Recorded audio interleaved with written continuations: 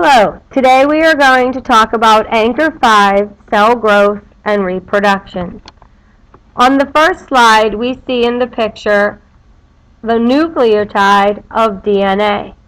The nucleotide is the monomer of DNA. Monomer is the single building block. As we can see, the monomer, the nucleotide of DNA, is made up of three parts.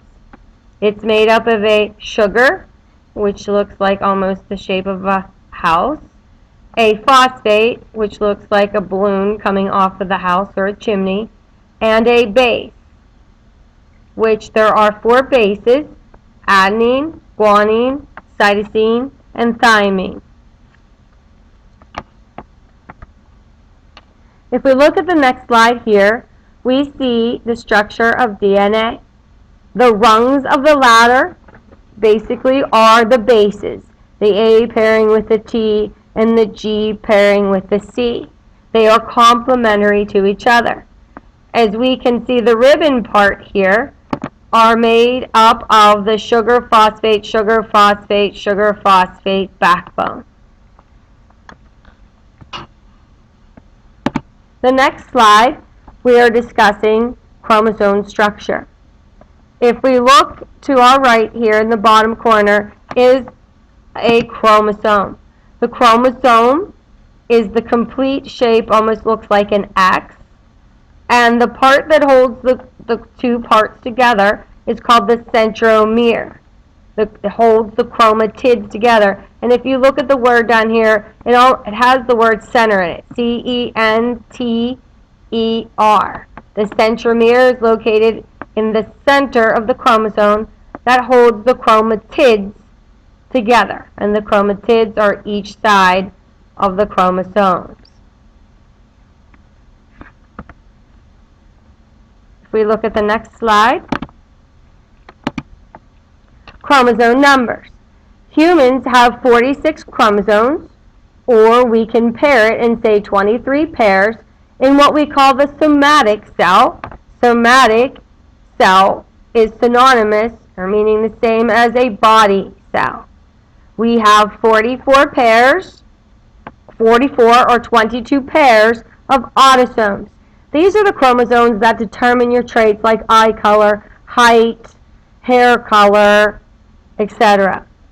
We have two chromosomes, or one pair, that are referred to as sex chromosomes. They determine if we are male, XY, or if we are female, XX. So when we refer to the number 46, 46 chromosomes are what we call 2N, which means twice the number, which is referred to as diploid. 2 means diploid. If we look at our sex cells, humans have sex cells like egg or sperm, and they are referred to as gametes. The gametes then are described as being haploid because they contain half the number of chromosomes needed. So they have N, or 23 chromosomes. So a gamete like an egg is 23 chromosomes. A gamete like a sperm has 23 chromosomes. When we look at the cell cycle, right now we are talking about mitosis. Mitosis is made up of two parts to it. You have interphase, which is broken down into G1, where there's growth, S, where S stands for synthesis, or where DNA is duplicated, and G2, which is another growth division. 90% of your cell spends its time in interphase. Once it exits interphase, it enters the mitotic cycle, where mitosis is made up of 4 phases: prophase, metaphase, anaphase, and telophase. An easy way to remember the order is Pitt made a touchdown. P P, pit, prophase, made, M, metaphase, A, anaphase, T, telophase, touchdown. And then finally, it goes through cytokinesis, in which the cytoplasm divides also.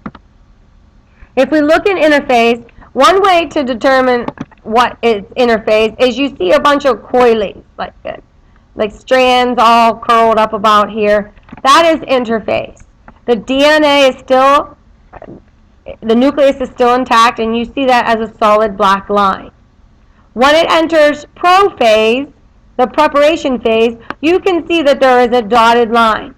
And this dotted line basically means that the nucleus is breaking down. And you can start to see X's or chromosomes become visible. Or what we say, chromosomes condense, the membrane of the nucleus breaks apart. Hence you see the dotted line. Moving on to the next slide. We see metaphase.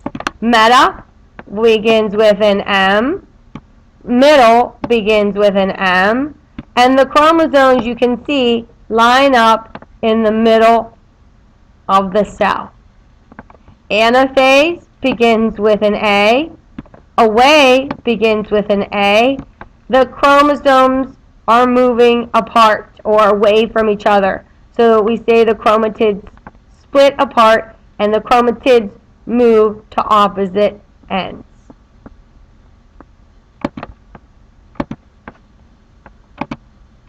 We see telophase.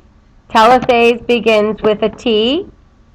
Twins begin with a T. So we have two, begins with a T, two cells that are identical to each other. And then finally, cytokinesis begins with a C. Cut begins with a C. It cuts the two cells in half so that they are now two identical separate cells.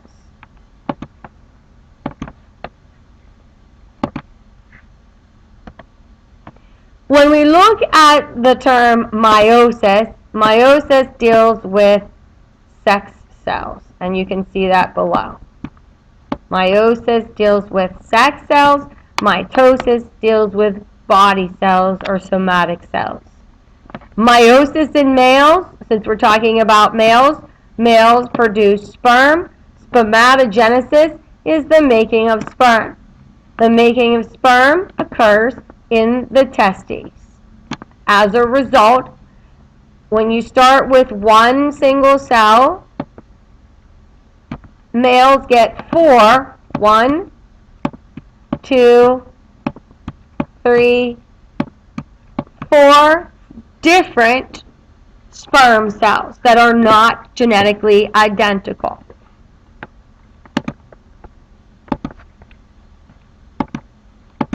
When we look at females, we need to recognize females undergo oogenesis. It occurs in the ovaries. It results in an ovum, a lot of O words.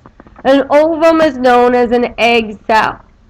Females are different in that they produce 3 polar bodies that do not mature and 1 egg.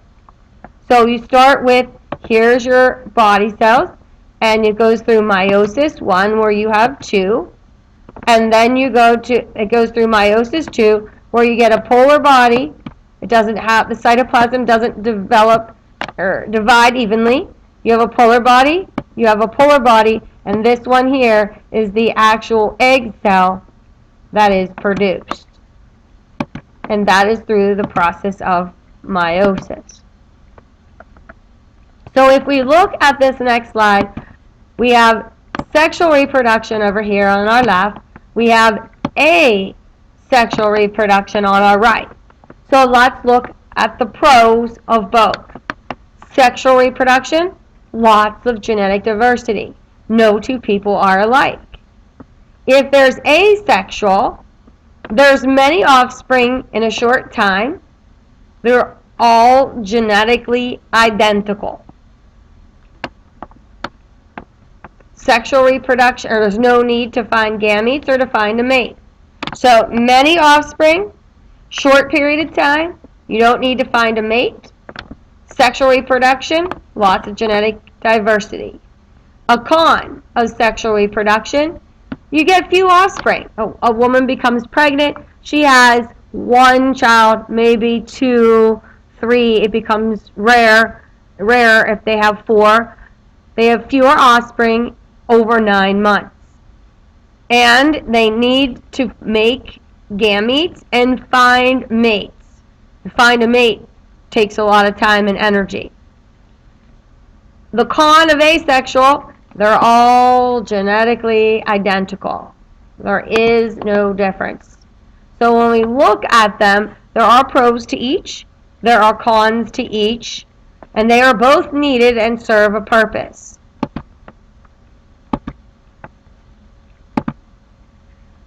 If we look at the next slide, it kind of wraps it all up. The dotted line is the difference between the diploid is above the dotted line with twice the number of chromosomes. Haploid is below the line with half the number of chromosomes. And when we look, we start with gametes. Gametes, like the egg and the sperm, are produced. The egg and the sperm, through the process of fertilization, come together, and it goes above the line. It forms a zygote because you have 23 chromosomes from the egg and you have 23 chromosomes from the sperm. When they come together, it produces 46 chromosomes, which is twice the number, and that's referred to as a zygote. As the zygote develops, you go from a baby through toddler, through the elementary school, the adolescence, through the teenage years, and then you become an adult through the process of mitosis, where you are growing and developing. Once you are an adult, you produce gametes through the process of meiosis, which is dealing with sex cells. You are producing the sex cells. So that concludes a very, very brief demonstration and presentation on Anchor 5, cell growth and development.